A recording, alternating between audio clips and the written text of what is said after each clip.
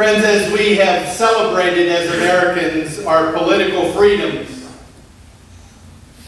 I would like for us to consider as Christians our spiritual freedoms.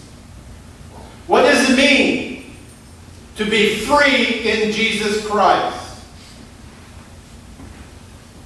Psalm 119 verse 32 says, I run the path of your commands, for you have set my heart free.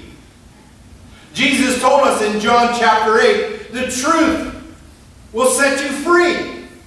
He went on in that same chapter to say, so if the Son of God set you free, you indeed are free. What does that mean? You and I are free in Jesus Christ, and yet we are still bound by certain things, such as gravity, time.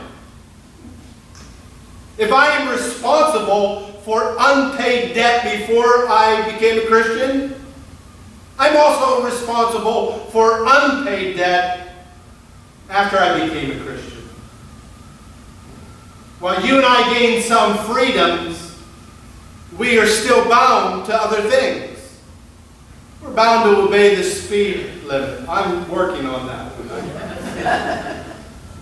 The older I get, the faster I want to go. Not old enough yet. Thank you, brother. I'm bound by the laws not to litter, not to murder. We are free people, but we are servants of God. Whereas the Apostle Paul stated, we are bound to Christ. God's promise of grace has set us free. We are forgiven of all sin, past, present, and future. Forgiven of the guilt that I carry. Forgiven of the things that I've done, whether in thoughts, word, or deed. I don't have to worry about the wrath of God that will come on the day of judgment. A lot of us in the church don't want to hear about that day. But the Bible talks about judgment, and that it will be a day of wrath where God will pour out His wrath against sin. I don't have to worry about that. I've been set free from that. You see, God has never saved someone from something without saving them for something. God does not call us away from something if He does not also call us toward something. If God takes something from us, He replaces it with something better. So we look at these two stories that Gary read for us, the stories of Moses and Paul. We see men of faith whose freedom was a call to service. They both were called away from things in order that they might demonstrate the freedom to serve God, no matter where they went.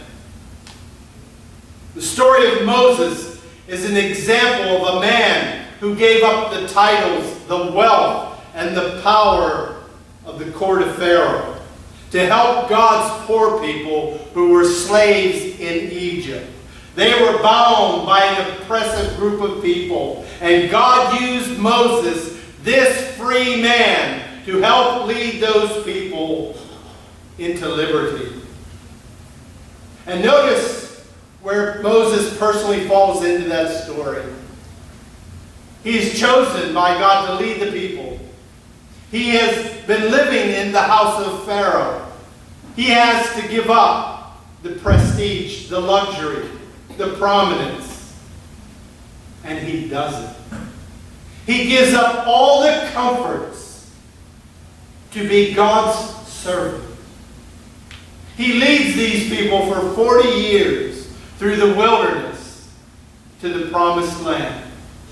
And yet, just at the cusp of entering into that promised land, Moses was not permitted to enter into it because he had disobeyed.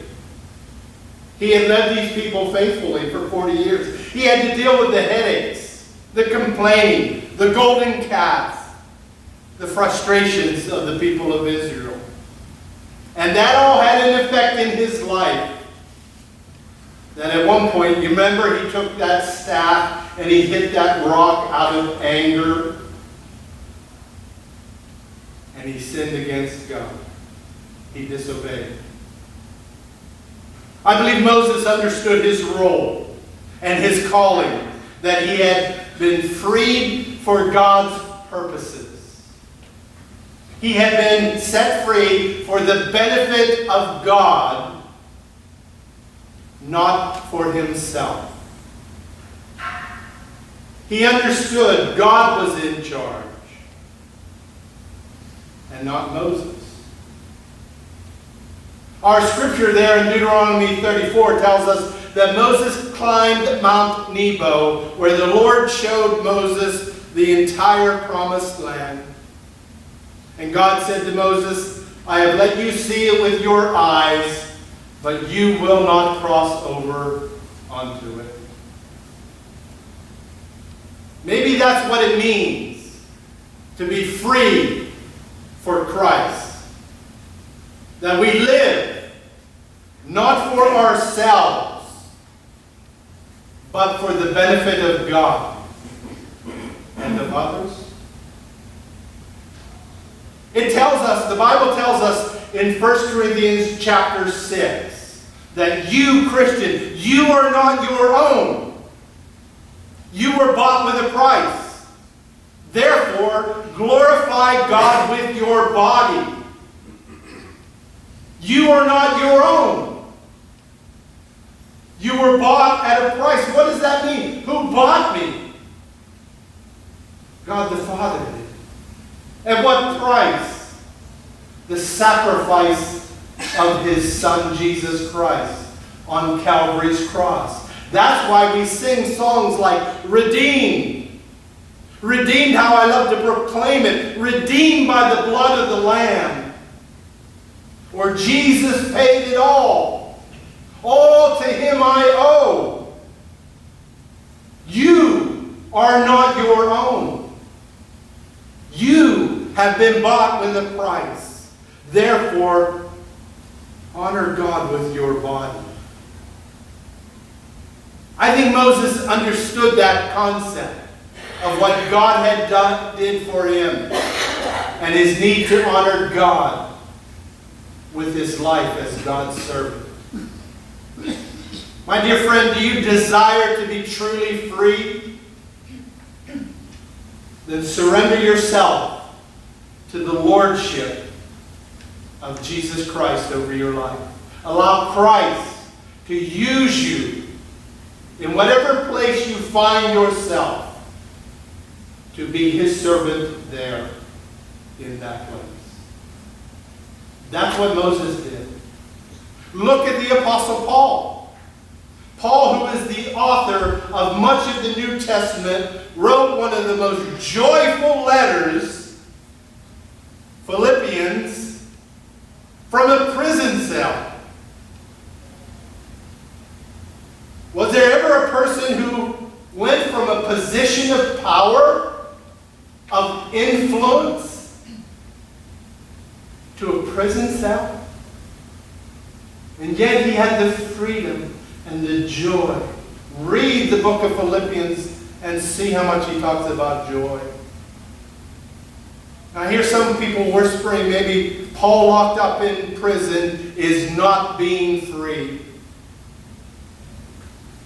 Perhaps from that external point of view you are right. Internally, you are wrong. Listen to how Paul expresses hope in the midst of one of the hopeless circumstances. Romans 8, verse 18. I consider the sufferings of this present time not worth comparing with the glory about to be revealed to us. What a perspective. What a vision. The ability with the eyes of faith to see beyond one's personal circumstances. Yeah, he's chained. But look what he sees.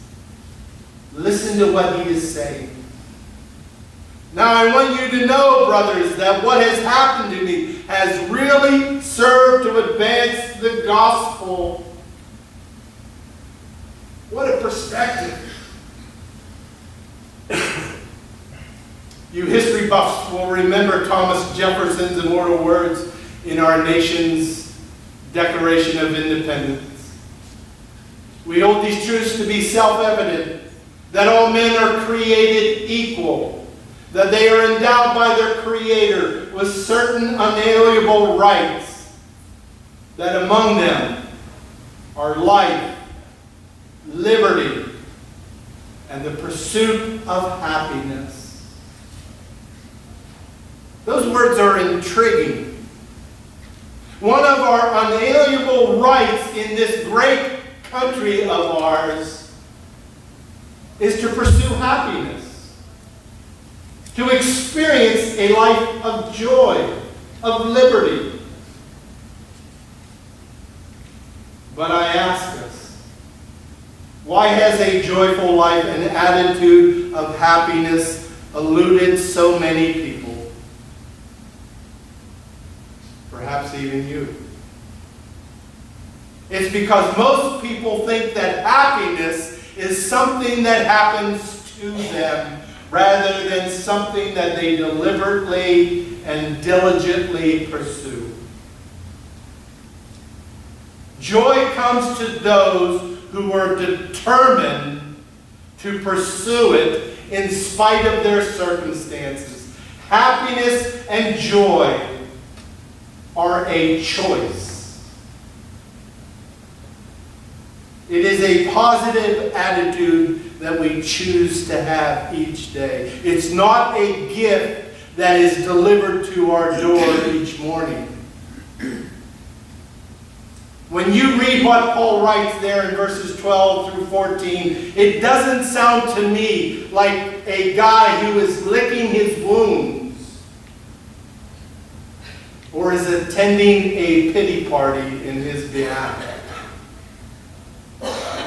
Paul says, what has happened to me has really served to advance the gospel. That the guards know why I am here, because of Christ. That others are preaching Christ. It has advanced the gospel. After all Paul has been through, he considered the things that most people would call setbacks as progress.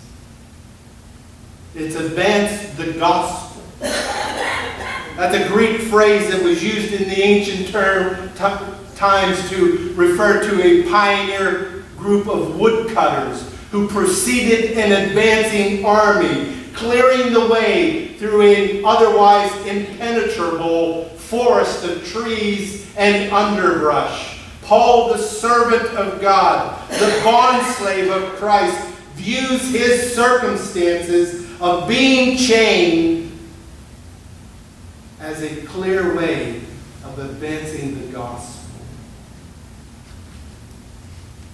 My dear friend, I ask you, how does a person think like that?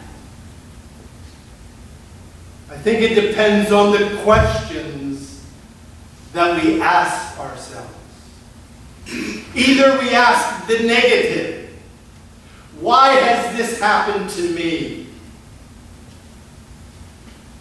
Or we ask the positive, how has this resulted in some benefit that God has in mind for me and for others? Isn't that the attitude, remember, in the Old Testament of Joseph? Joseph said it in a very positive way to his brothers who had done some very bad things to him. He said, you intended to harm me, but God intended it for good. With that same positive mindset, Paul chooses to count his blessings instead of list his disappointments. Looking at everything from that perspective, Paul realized that what seemed as a waste or a detour was in fact God's design process of transforming something common into something precious. We celebrate our freedom as a nation and the opportunities to do and be whatever we choose to do and be. We celebrate our freedom in Jesus Christ, for we have been set free to serve God and become all that God dreams for us. My friend, have you chosen to serve Him? Have you? If not, let's talk.